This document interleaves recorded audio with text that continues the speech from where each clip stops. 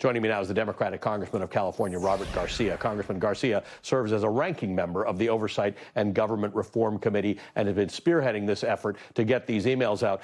Congressman, good to see you. Boy, with literally, we can count this down in hours now to when this vote is going to happen. The president is pulling out all the stops and coming unraveled at the same time. I mean, clearly, he is completely panicked. He is desperate. He knows that the American public is all now lining up to fight to ensure that the release of the files actually happens. And he's doing everything that he can to intimidate, to politicize and weaponize the government to stop the files from being released. I mean, this last week, we were able, of course, to get out really important documents and information about the relationship between Donald Trump and Jeffrey Epstein. Some of those documents, read them for yourself, I think are quite disturbing. They're quite damning. There are definitely connections there.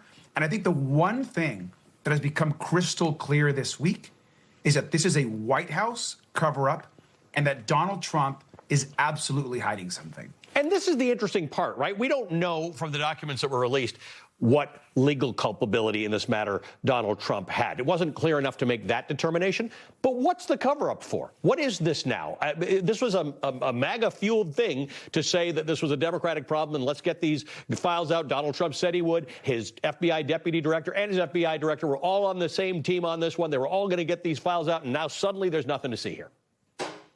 That's exactly right. You can't spend your entire campaign have your vice presidential nominee do the same, have the entire MAGAverse saying want to release the files, and then, as we remember, they tried to actually fake a release with a bunch of like far-right influencers that went nowhere. Then Donald Trump says, oh, wait, there's actually nothing there. This is over. The reality is this. We've been successful as Democrats to essentially fight to get these other documents released. They haven't come from the government. They've come from the Epstein estate because we've been successful in forcing some subpoena votes at the Oversight Committee. But now we know that what's in the DOJ dwarfs what we've already received from the estate. For us to solve this case, for us to solve and get justice for these women and these survivors who were in many cases girls and children when they were raped and abused, we have to get access to the full Epstein files at the DOJ. They are under subpoena right now from our committee. They've been unresponsive, and now they're forcing the entire Congress to take this vote. It's going to pass with substantial numbers, and they have to release the files. So let's talk about this. You've been working with a number of Republicans, including Marjorie Taylor Greene and Thomas Massie. Donald Trump said some nasty stuff about Massie last night. The White House put the screws to Lauren Boebert the other day. But the bottom line is there is this sense that if you're not the 218th vote, like Adelita Grijalva was, and you're a Republican, you may have no choice but to vote for this thing, what Congressman Smallwell referred to as a jailbreak. I think that's right. I mean, look, you've already seen in the last couple of days, there have been Republicans that have come out publicly and said, I'm going to vote for this. And this is on top of the handful that actually joined Thomas Massie. Yeah, like Don Bacon said that. John Bacon, Kevin Kiley. I mean, you're hearing that. Yeah. I'm hearing that privately from other Republicans as well. So I do think we're going to have a significant group. Now, what kind of pressure is Donald Trump going to try to put on these members? What kind of operation will the White House try to implement? It was not successful last week. But to take a member to the Situation Room with the director of the FBI and the lead of the Department of Justice to try to intimidate them to release and remove their name from this effort is insane. I mean, that just does not happen. And so the question, again, I think is really clear. What's this all for? What the hell is being hid by the White House? Tell me how this works, by the way. This is called a discharge petition, which means it's not like a normal bill that has to go through party leadership and wait for vote. If a discharge petition passes in the House, Mike Johnson has no say in what happens next. But what does happen next? Is this a bill? Does it go to the Senate? Does it go to the president for signature? Can he choose not to say? What's the process? The process is exactly like a bill. So essentially, the House is now forcing the vote. It has to actually happen. The Speaker can't stop a vote. The vote will likely happen this week.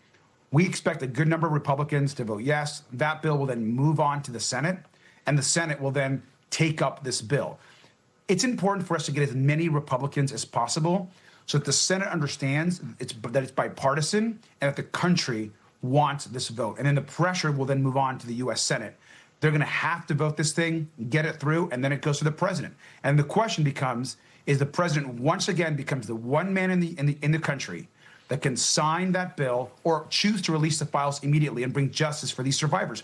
Why is he protecting Ghislaine Maxwell, a monster who has been involved in the rape and abuse of children and women? Why is he moving her to a less secure facility? Why is he now going after other people that he views as enemies in the files? Yet he's been mentioned in what got released more than anybody else.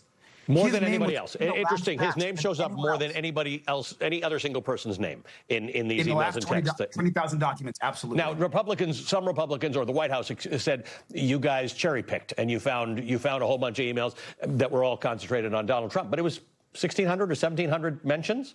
It's not There were free. over 1,600 mentions of Donald Trump. We put out the initial 3, then we put out an additional 15. And quite frankly, we received those documents the same day Republicans did a few days ago, and we're waiting to see where the Republicans, in the majority, are going to do the right thing and release the documents. And of course, as always, they chose not to. So we forced their hand.